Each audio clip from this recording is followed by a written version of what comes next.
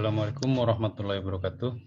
Alhamdulillah dalam kesempatan ini kita bisa bertemu lagi dalam mata kuliah dokumentasi keperawatan. Untuk saat ini kita masuk pada pertemuan ke-12. Kita membicarakan tentang gambaran dokumentasi keperawatan di tataran klinik ya. Nah, di sini Bapak mengambil salah satu contoh format-format dokumentasi pada Rumah Sakit Siloam Hospitals. Ya. Sini bagaimana mereka, ini Bapak adopsi ya, atau ambil saja ini presentasi mereka waktu tahun berapa ya. Mungkin ini formatnya masih sudah agak lama ya, sekitar tahun 2012-an ini. Mungkin sekarang sudah berkembang, Bapak kurang begitu tahu ya apa perkembangannya. Mungkin cari lagi workshop-workshop yang menjelaskan tentang format-format pendokumentasian khususnya ya. Nah, di sini mereka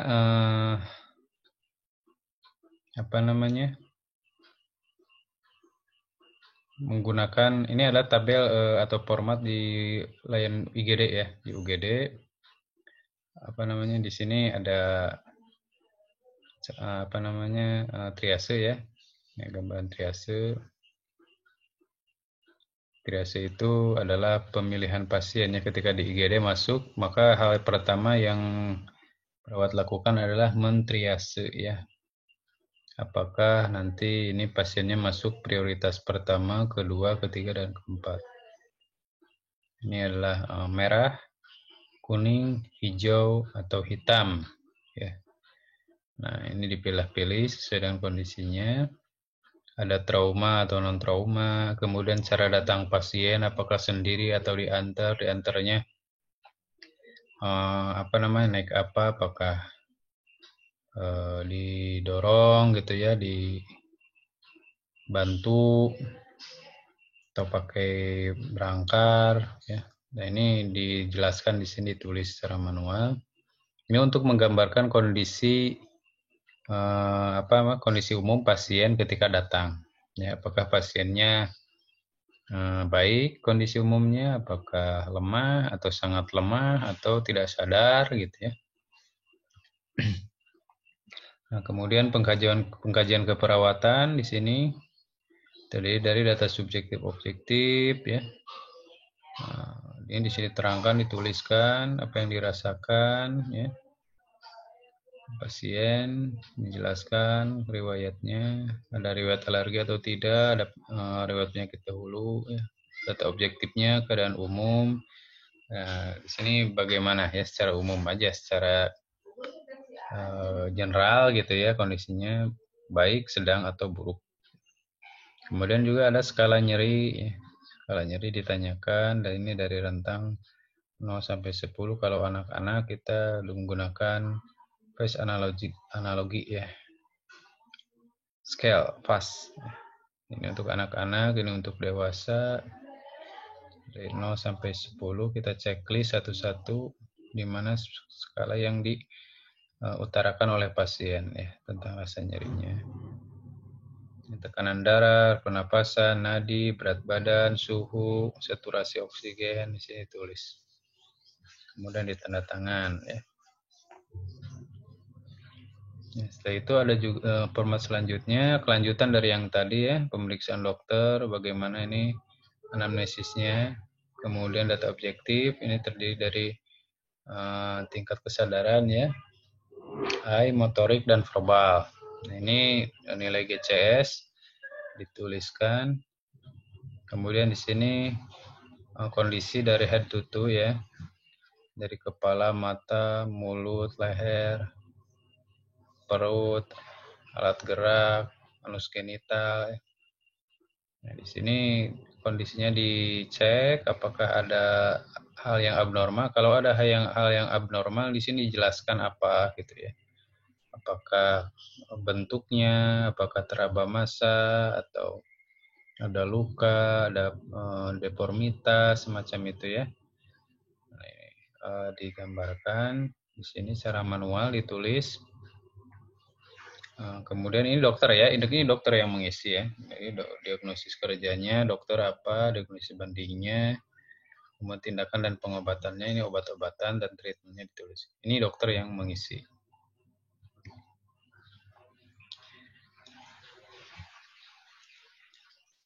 Nah, perpindahan pasien dari UGD atau unit rawat jalan ya.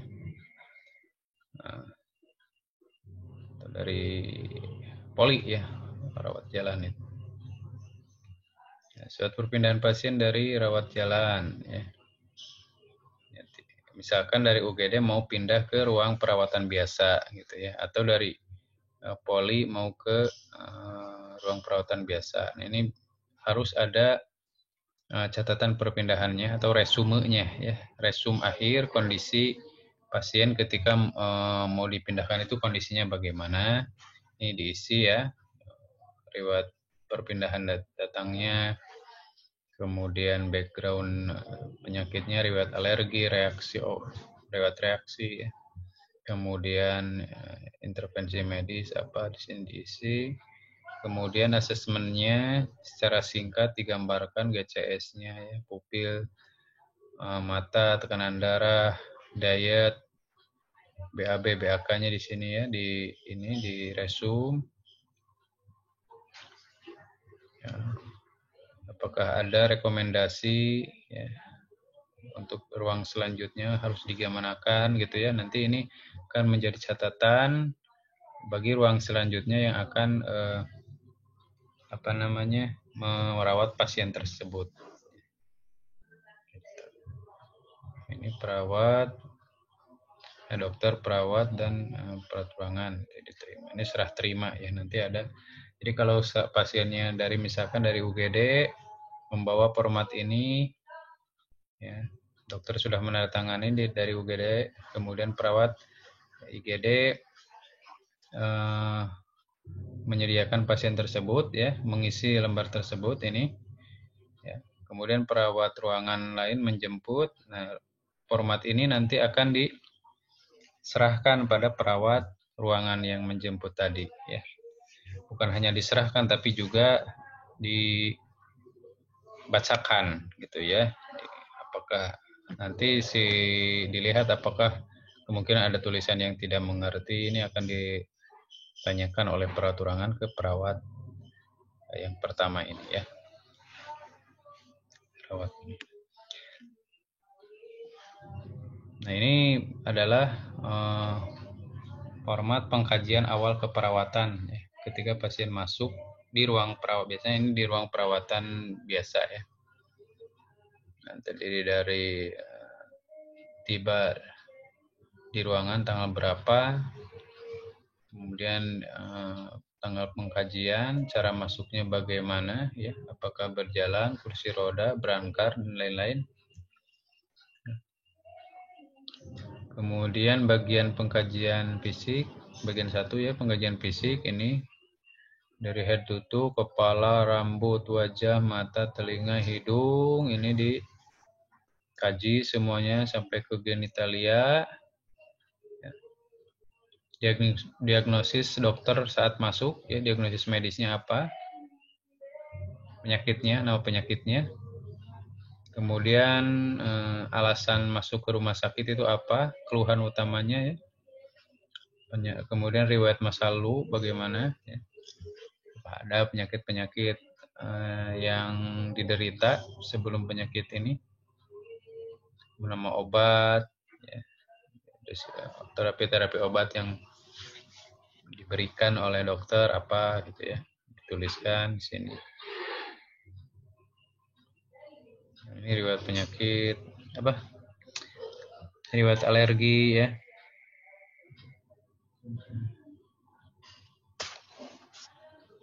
riwayat transfusi darah, riwayat merokok, riwayat minum minuman keras ini kemudian bagian kenyamanan ya, aspek kenyamanan, rasa nyeri ini ya, apakah ada nyeri atau tidak, lokasinya di mana, skalanya berapa, kualitas, pola, dan nyeri mempengaruhi, apakah nyeri tersebut mempengaruhi tidur, aktivitas, emosi, nafsu makan, Apa ini? Ini kurang jelas ya, mohon maaf, nanti bisa lihat di slide-nya langsung.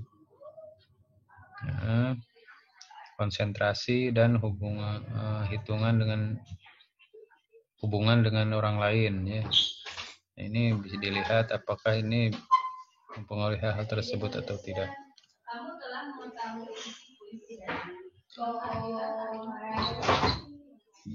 Kemudian pengkajian awal keperawatan yang lanjutnya. Ini lanjutannya ya, cukup panjang memang karena ini mengaplikasikan teori-teori yang ada ya. Jadi bagaimana teori itu bukan hanya sekedar ilmu yang tidak bisa diterapkan dalam bentuk kenyataan di lapangan. Nah, di sini mereka Rumah Sakit Siloam ini setelah berusaha seideal mungkin menerapkan teori-teori keperawatan. Ya. Ini sangat cukup bagus ya dan cukup easy untuk mudah gitu ya untuk mengisinya, tinggal banyaknya sih yang checklist macam itu ya, sehingga mempermudah. Ini kemudian sistem sosial ya. Kalau ini khusus pediatrik ya pada anak-anak. Pengkajian pediatrik juga ini lanjutannya. Di sini ada tanda tangan pengkaji yang mengkaji 1, yang mengkaji 2, dokter yang bertanggung jawab. Kemudian juga ada format dalam pengkajian luka ya. Nah, di sini apabila ada pasiennya ada luka, ada format khusus yang memfokuskan bagaimana menggambarkan luka yang dialami oleh pasien. Ya. Nah, di sini digambarkan skema lukanya, bisa dicoret-coret di sini ya. Ini kan depan belakang gitu ya, bisa coret-coret di sini berapa persen, di sini berapa persen, di sini berapa persen gitu ya. Atau digambarkan juga di sini di bagian mana berapa persen, bagian pundak berapa persen, bagian tangan berapa persen ya. Nah, kemudian etiologi luka ya, penyebab luka itu karena pembedahan, trauma, kemudian ini ya, tekanan ya, atau yang lainnya jelaskan di sini ya. Kalau luka bakar atau luka sayatan ya, apalagi luka diabetes mungkin ya, semacam itu. Gambaran klinis luka ya, adanya nekrosis, adanya SLAF ya, adanya granulasi ya, ada juga epitelisasi, nah ya, gitu. Kemudian ada juga keadaan kulit sekitar luka ya, apakah baik, apakah ada maturasi apa ya? Kurang jelas Kemudian ada edema, apakah kering gitu ya.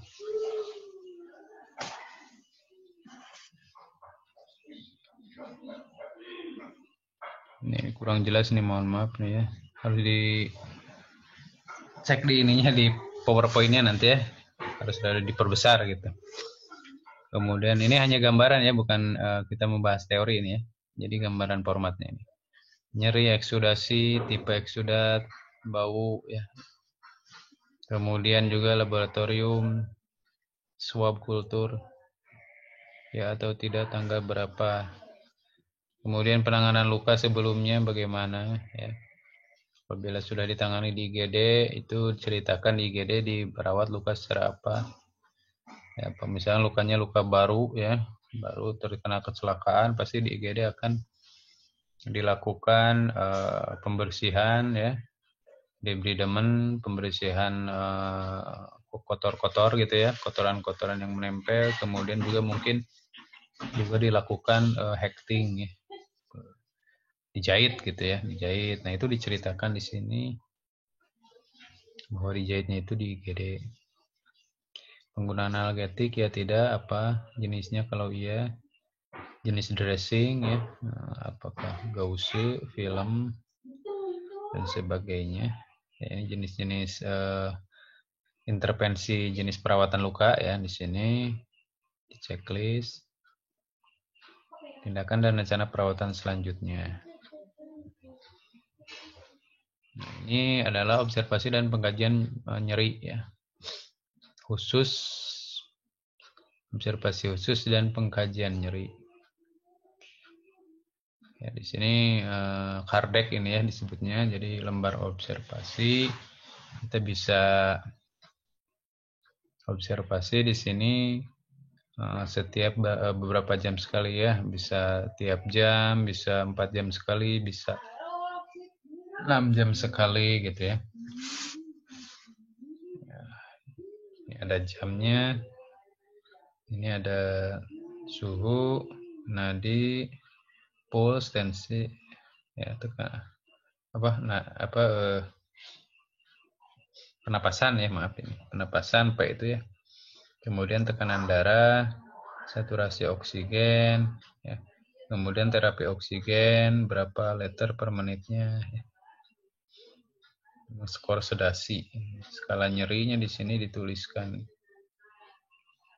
Nah, kemudian intervensi atau keterangan, ditulis siapa yang mengkaji. Ya.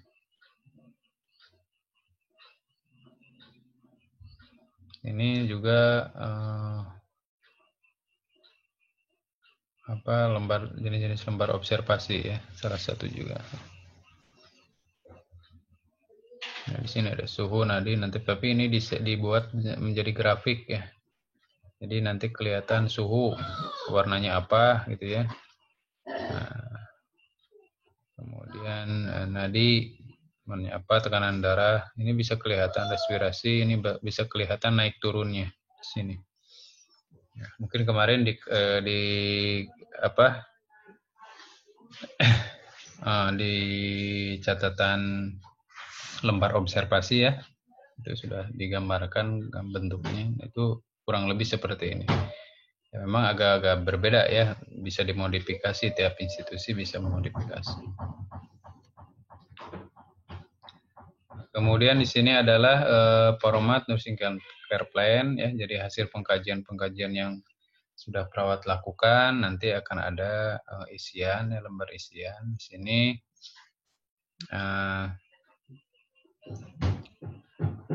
Berupa tanggal, nomor, diagnosis keperawatannya apa ya, kemudian penyebabnya apa. Ya, kebetulan ini adalah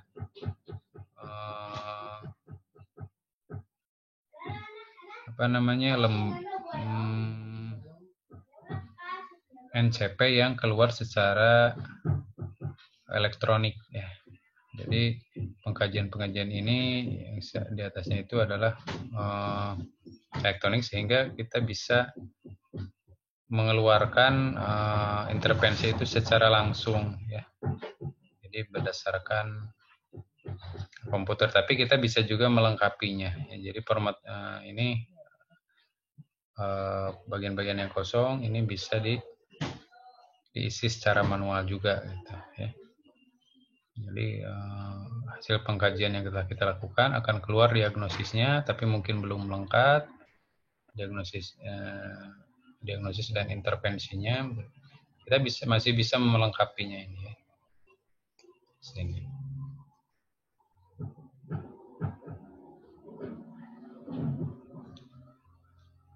Nah, ini pelaksanaan dan catatan edukasi pasien pulang multidisiplin. Di sini semua tenaga kesehatan memberikan evaluasinya ya. Nah, ini sudah baik ya, karena pada saat sekarang ini dokter menjadi salah satu-satunya provider yang menentukan apakah pasien itu bisa pulang atau tidak ya. Sedangkan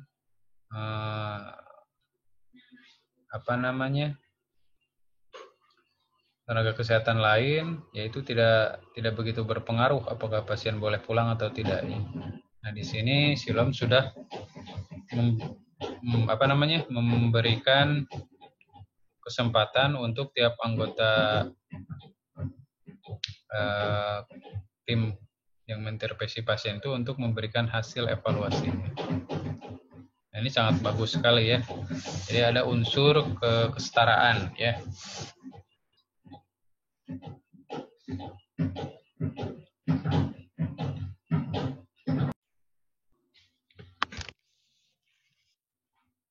Ini adalah format pelaksanaan dan catatan edukasi pasien pulang multidisiplin.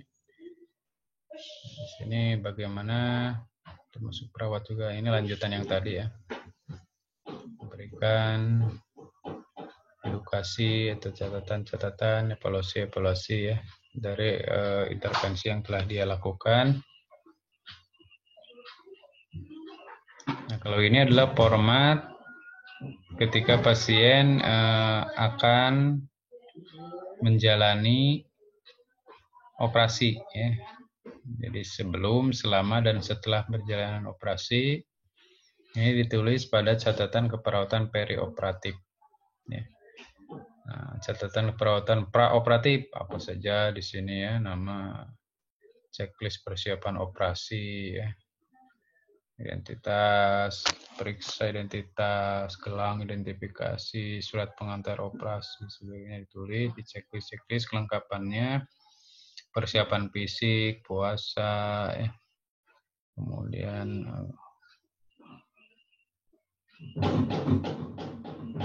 gigi palsu kalau ada ya, itu yang gigi palsu apa itu dilepas ya, dilepas dulu. Nah, alat bantu, obat yang diberikan apa gitu ya. Persiapan lainnya ditulis apa gitu. Kemudian catatan keperawatan intraoperatif. Nah, ini diisi ketika dalam proses operasi ya. Nah, ini diisi oleh perawat di ruang operasi. Samain juga ya. Kemudian catatan sesudah operasi. Nah, ini diisi di ruang recovery room ya. Jadi dari ruang ruang operasi, pasien akan ditransfer ke ruang recovery room. Nah, di sini perawat yang di ruang recovery room itu mengisi format ini ya. Nah, biasanya di sini tidak lebih dari 2 jam ya, jam pertama, jam kedua gitu ya. Jadi pasien setelah 2 jam biasanya dikembalikan ke ruang perawatan atau ke ruang ICU kalau memang mengalami kegawat daruratan gitu ya, perlu pengawasan yang intensif. Ini untuk pasien diabetes khusus ya. Ini untuk pasien neurologi.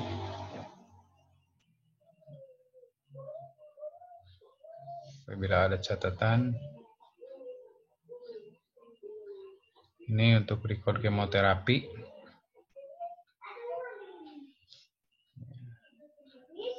Jenis cairan yang diberikan, dosis, jam selesai dengan perawat 1 dan perawat 2. Ini catatan atau perpindahan pasien antar ruangan, misalkan dari ruangan A ke ruangan B. Ini tadi sebenarnya sudah ya.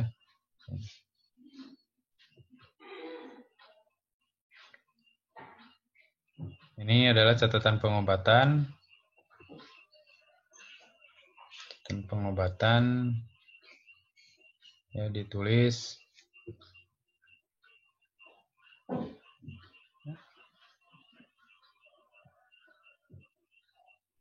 obat-obat hanya dilakukan 1 kali, apa ditulis obat-obat yang sifatnya premedikasi ditulis di sini. Nah, di sini catatan pengobatan, stiker pasien, jenis obat, nama obat, cara pemberian, paraf dokter, diberikan oleh tanggal, jam, paraf, kemudian obat-obatan premedikasi, tanggal, jam, dan paraf. Kemudian di sini ada catatan pengobatan juga lanjutannya. Obatnya apa, tulis caranya bagaimana. Nah, ini sebagai pedoman perawat ketika memberikan obatnya.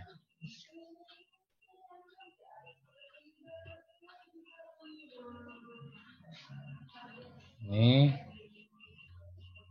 apakah obat yang obat pertama itu sudah diberikan atau belum ya, jam misalkan ininya apa 3 kali sehari, berarti jam 8 ya. Kemudian jam 12 berikan ya. jam 8 jam 12 jam 24 gitu ya diberikan. Jadi 8 jam sekali. Kalau 2 kali sehari berarti kemungkinan jam 8 dan jam berapa? 12 ke jam 8 malam lagi. Jam 8 pagi dan jam 8 malam ya.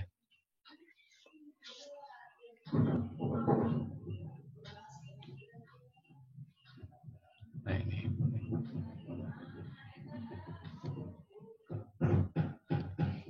Kemudian catatan pengobatan masih ini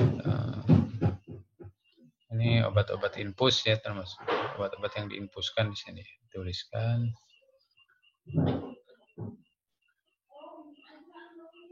Nah, ini catatan perkembangan yang terintegrasi ya. Artinya di sini setiap tenaga kesehatan bisa menulis gambaran perkembangan pasien ya. Baik perawat, dokter, nutrisionis atau fisioterapis ya. Ini bisa di sini ditulis. Artinya lembar integrated note. Ya, jadi lembar terintegrasi sehingga seluruh tenaga kesehatan itu bisa melihat apa yang menjadi catatan tenaga kesehatan lain di sini. Ya. Kemudian resume medis, ya.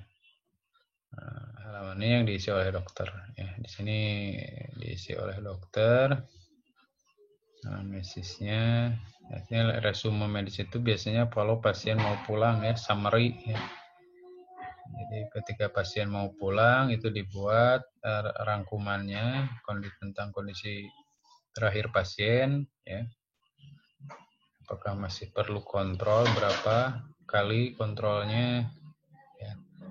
Nah, kemudian terapi pulang kalau ada obat yang diresepkan ya. Nah, ini yang diisi oleh perawat ya, kondisi terakhir bagaimana pasien ketika mau pulang ya. Pendidikan kesehatan yang telah diberikan gitu ya, diagnosis keperawatan selama dirawat.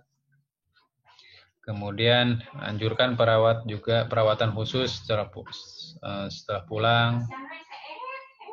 Manajemen nyeri setelah di rumah. Ya. Kemudian bagaimana rencana kontrol selanjutnya, nah, itu diisi perawat.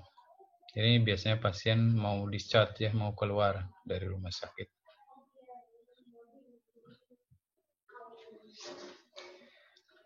Oke, mungkin dari Bapak dicukupkan sekian. Nanti kalau ada hal yang belum jelas, silakan ditanyakan ya lewat WA ataupun apa gitu. Wabillahi taufiq wal hidayah. Wassalamualaikum warahmatullahi wabarakatuh.